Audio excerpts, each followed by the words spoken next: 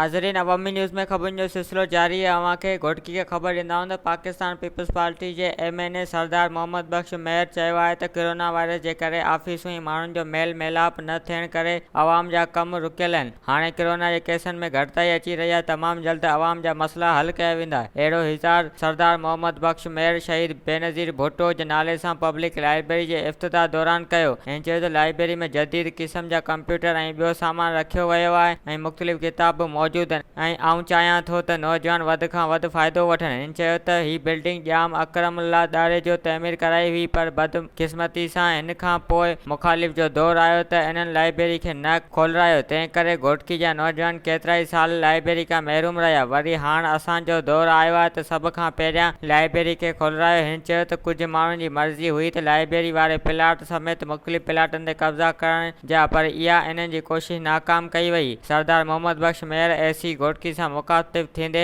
चयो आहे त रेवेन्यू खाते जा अमलदार अवाम जे जाइज़ कमनि में बि रुकावटूं विझी अवाम खे रुलाए रहिया आहिनि। अवाम जा मसला हल नथा कया वञनि। हाणे अवाम जा मसला मेरिट जी बुनियाद ते हल कया वञनि। इन मौक़े ते अॻूणो सूबाई वज़ीर जाम सैफुल्ला डारेजो, सूबाई सलाहकार बंगल खान मेयर, PP ज़िले सदर मीर बाबर खान लुंड ऐं ॿिया साण गॾु हुआ। वधीक ख़बरनि ऐं तफ़सील जे लाइ विज़िट कयो असांजी वेबसाइट awami news hd.com ऐं ॾिसंदा रहो अवामी न्यूज़ HD।